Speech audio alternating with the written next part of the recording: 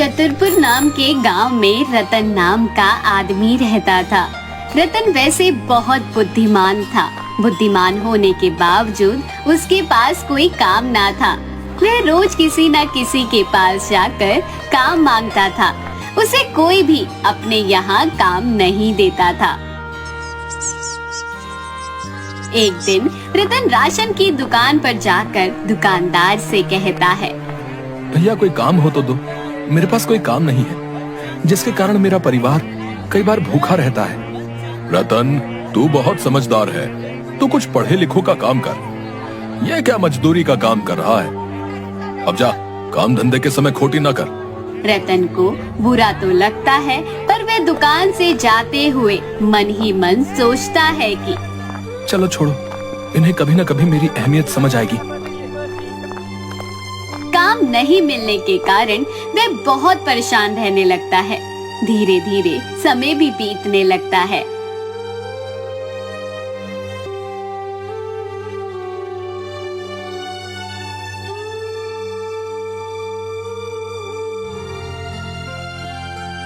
एक दिन उसकी पत्नी सुनीता उससे कहती है, अजी सुनते हो, तुम्हें कहीं काम नहीं मिल रहा तो आप एक बार राजमहल जाकर राजा जी से विनती करके उन्हीं से काम मांग लीजिए। हाँ, मैं भी यही सोच रहा हूँ, पर वहाँ मेरे लायक काम नहीं मिला या उन्होंने मना कर दिया तो मैं क्या करूँगा? अरे आप ऐसा क्यों सोच रहे हो? आप वहाँ जाकर तो देखिए, कुछ न कुछ तो होगा ही। चलो तुम कह रही हो तो मैं कल जाता हूँ। अगले दिन रतन अपने घर से अपना डंडा, जिसमें वह पीछे छोटी सी पोटली में बांधकर चंद्रनगर के लिए निकल पड़ता है।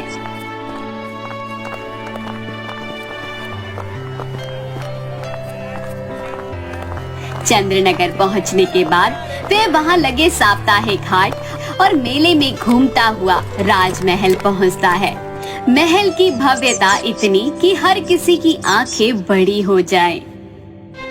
अरे वाह, कितना सुंदर और भव्य महल है। चलो चलता हूँ महाराज के पास मदद मांगने। भैया, ये मुख्य द्वार कहाँ है? आम दरबार कहाँ लगा है? बाएं से तीसरा दरवाजा। पर कोई मतलब नहीं है, हमारी परेशानियों का वहाँ सिर्फ मजाक बनेगा। महाराज का नाम तो आप जानते ही हो, खड़क सिंह नाम है उनका। अच्छा, जो भी हो, मुझे तो बस अपने काम से मतलब है।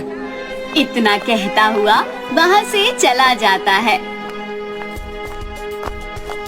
महल के मुख्य द्वार पर पहुंचने के बाद वह देखता है कि आज राजा ने आम जनता के लिए दरबार लगाया है, जिसमें राजा लोगों की समस्या सुन उनका मजाक बनाने लगता है। हालांकि लोग राजा के पास आना नहीं चाहते थे, पर उनकी परेशानी का हल के लिए उन्हें राजा के महल आना पड़ता था। लोगों की सुनवाई वाली कतार में रतन भी लग जाता है और अपनी बारी का इंतजार करने लगता है।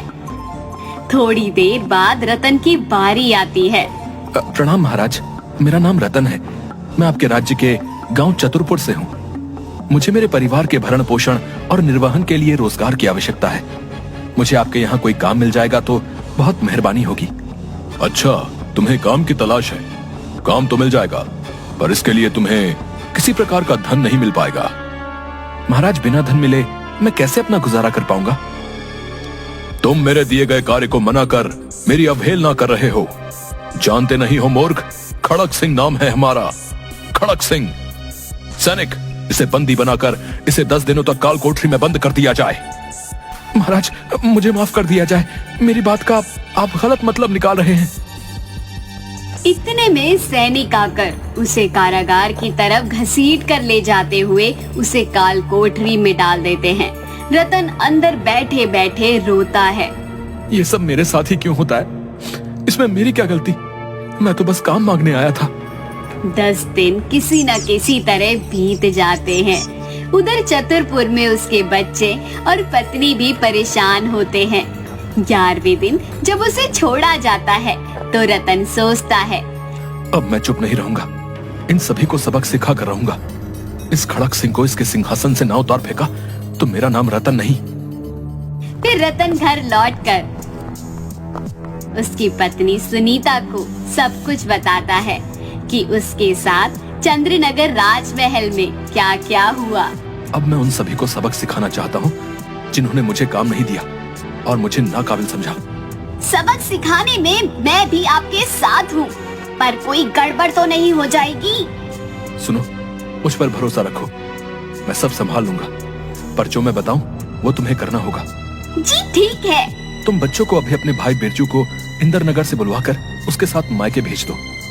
सुनीता रतन की बात सुनकर यही करती है।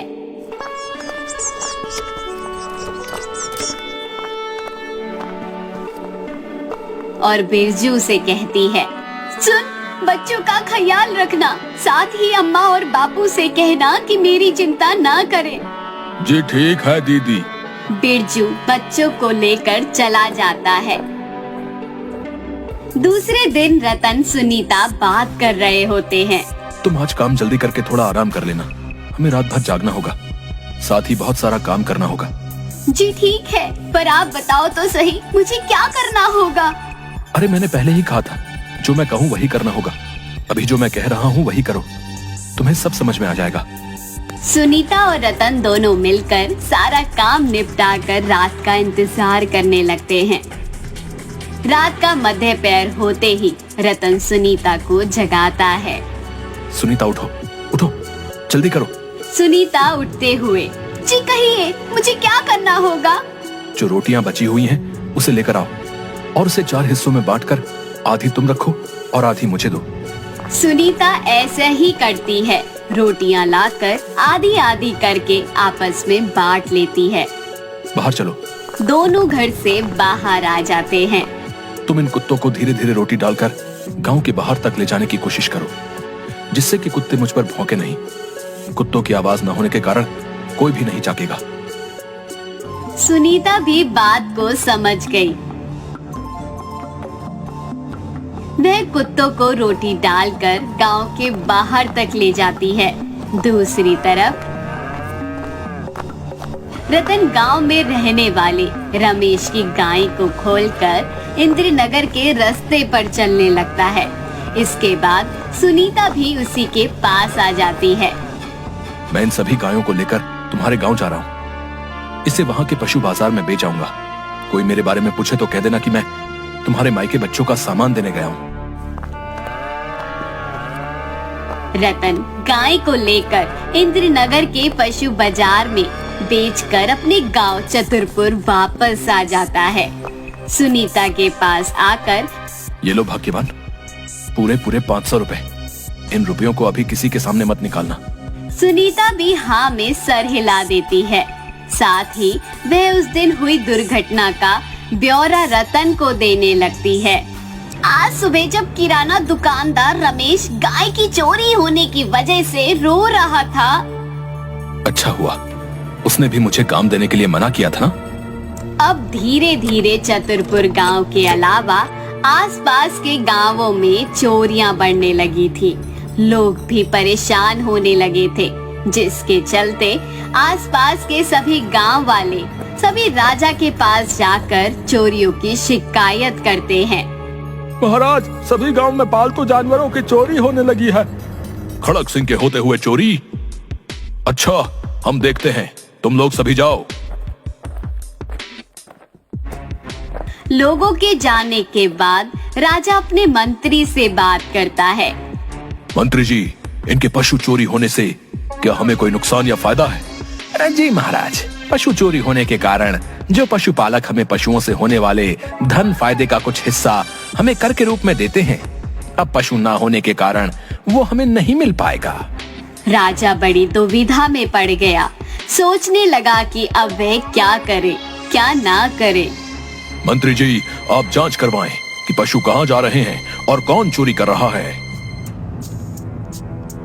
जी महाराज, मैं जल्दी ही चोर को पकड़वाता हूँ, परंतु महाराज मेरे मन में इसके लिए एक रास्ता सूझा है। क्यों ना महाराज हम हर गांव में एक बाड़ा बनवाकर वहाँ जानवरों को रख देते हैं। देखरेख के लिए एक चौकीदार रख देते हैं। चौकीदार वहीं का स्थानीय हो, जानवरों की रक्षा होती रहेगी। माह के अंत में चौकीदार पशुपालकों से कर लेकर हमें देता भी रहेगा। ये विचार मुझे काफी पसंद आया। ठीक है, इस सूचना को सभी गांवों में पहुंचा दो।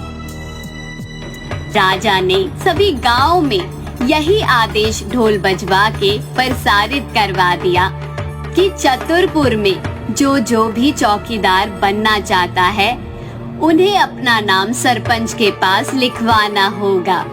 सुनो सुनो सुनो, महाराज के आदेश से आप सभी को सूचित किया जाता है कि मवेशियों की रक्षा हेतु एक बाड़ा बनवाया जा रहा है। साथ ही एक चौकीदार को भी रखा जा रहा है। जो भी चौकीदारी करना चाहे वो सरपंच के पास अपना नाम लिखवा दे। सुनो सुनो सुनो।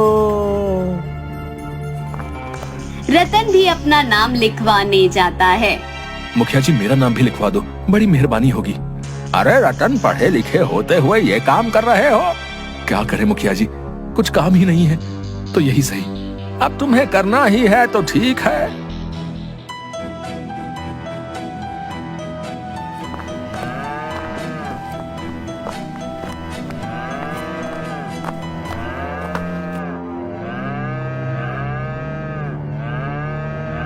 चौकीदारों को भी नियुक्त किया गया, जिसमें रतन को भी नियुक्त किया गया। रतन और उसकी पत्नी बहुत खुश हुए। रतन के मन में अभी भी राजा के प्रति गुस्सा भरा था। रतन गांव वालों की तरफ से जो जानवरों मवेशियों के लिए जो चारा लाता, उसमें से वे थोड़ा सा चुरा कर दूसरे गांव में बेच देता।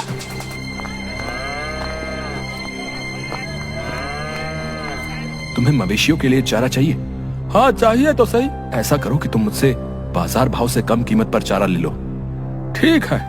रतन हर बार किसी न किसी को चारा बेचकर घर आ जाता।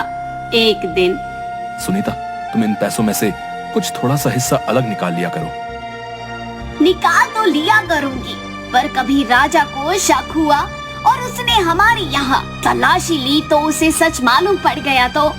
उसे कुछ नहीं मालूम पड़ेगा। तुम इस धन को पोटली में रखकर मुझे दे दो। जो पशुपालकों से कर का धन मिलता, उसमें से कुछ धन चुराकर वह राजकोष में कर जमा करवाने जाता था।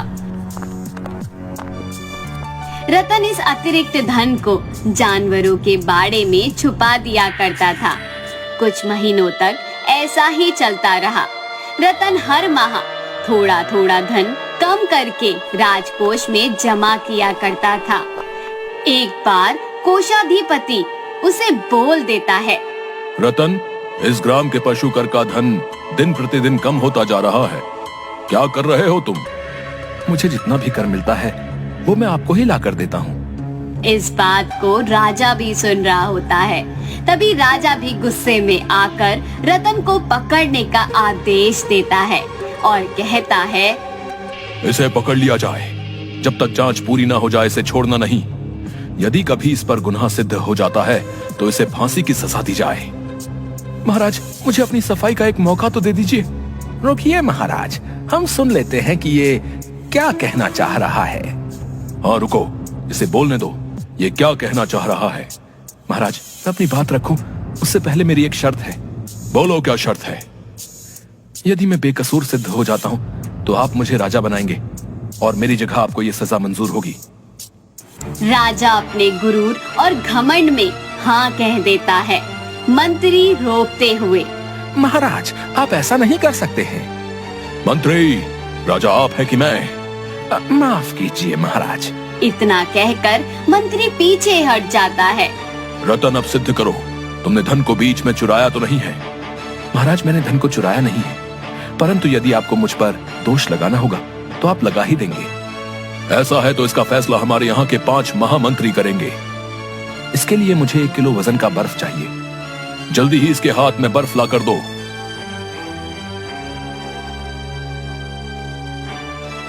रतन के हाथ में 1 किलो बर्फ का टुकड़ा दिया जाता है। रतन बर्फ का टुकड़ा अपने हाथों से दूसरे मंत्री के हाथों में दे देता है। दूसरा मंत्री फिर तीसरे मंत्री के हाथ में दे देता है। ऐसे करते हुए वह राजा के हाथ में पहुंच जाता है। तभी रतन कहता है, महाराज रुकिए।